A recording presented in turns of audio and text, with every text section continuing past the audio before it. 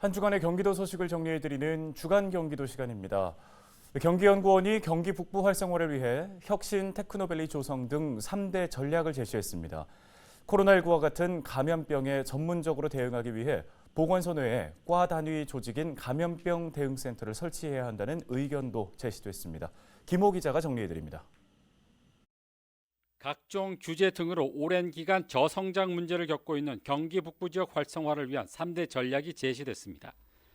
경기연구원이 제시한 3대 전략은 혁신 테크노밸리 조성과 GTX 중심 역세권 개발, 규제 자유 특구 설치입니다.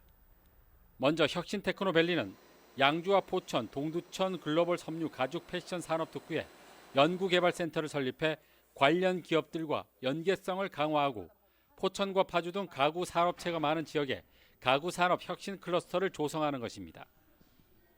또 GTX 중심 역세권 개발은 GTX-C 노선과 수도권 제1, 2 순환 고속도로를 활용해 경기 동북부 도시들을 유기적으로 연결하고 특히 광역 복합 환승 기능과 함께 교육과 거주, 문화와 레저, 일자리를 해결하는 방안입니다. 끝으로 수도권 대 비수도권으로 양분해온 규제 방식보다는 지역의 발전 상황과 지역 실정을 고려한 맞춤형 규제를 위한 규제 자유 특구 추가 지정입니다. 연구원은 3대 전략을 통해 경기 북부가 일자리와 문화, 주거가 어우러지는 동북권 중심지로 발돋움하기를 기대한다고 밝혔습니다. 경기도는 코로나19와 같은 감염병 대응 역량을 높이기 위해 시군 보건소에 과단위 조직으로 감염병 대응센터를 운영하기로 했습니다. 박건희 경기도 감염병 관리 지원단장은 팀 단위의 감염병 대응 조직에서 담당 직원의 잦은 인사이동으로 전문성 부족 등 한계에 부딪히고 있다고 밝혔습니다. 이에 따라 보건소 조직 개편을 통해 감염병 대응센터와 같은 독립적인 부서를 설치해 전문적이고 안정적인 대응을 해야 한다고 덧붙였습니다. 구체적인 조직 개편으로는 과 단위로 감염병 대응센터를 설치하고 그 아래 감염병 총괄팀과 예방팀, 관리팀과 대응팀, 감염병 클리닉과 환자 관리팀을 두자고 제시했습니다. 더불어 일선 보건소장들은 지속적 예방 관리를 위해 전문 교육 과정 확대와 감염병 전산 시스템 고도화, 시민과의 소통 체계 마련도 주문했습니다. 가격이 저렴한 난방용 등유나 선방용 면세유를 경유에 섞어 건설 공사장 등에 판매한 주유업자 등이 무더기로 적발됐습니다.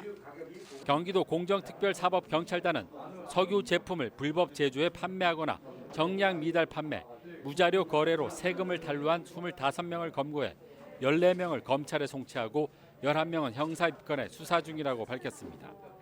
이들이 가짜 석유와 무자료 거래로 불법 유통한 석유 제품은 모두 422만 리터, 200리터 드럼통 2만 1000여 개 분량입니다. 시가 67억 원 상당이며 탈루한 세금은 10억 7천만 원에 달합니다. 경기도 특사경은 최근 유가가 크게 오르면서 석유 불법 유통이 기승을 부릴 것으로 보고 수사를 강화하기로 했습니다. 경기도는 2차 지역균형발전 성과 사업으로 9개 사업을 선정하고 이달부터 본격적으로 시작한다고 밝혔습니다. 선정된 사업은 연천 LPG 소형 저장 탱크 보급과 포천 노인복지관 북부 분관 설치, 동두천 자연휴양림 세미나실과 객실 신축 등입니다. 도는 선정된 시군에 133억 원의 예산을 성과 사업비로 지원하고 오는 2024년까지 완료하도록 할 방침입니다. 지역균형발전사업 성과사업은 지역균형발전사업 추진 실적이 우수한 시군의 성과를 인정해 예산을 추가함으로써 사업 추진 동력을 부여하는 사업입니다. 헬로티비 뉴스 김호입니다.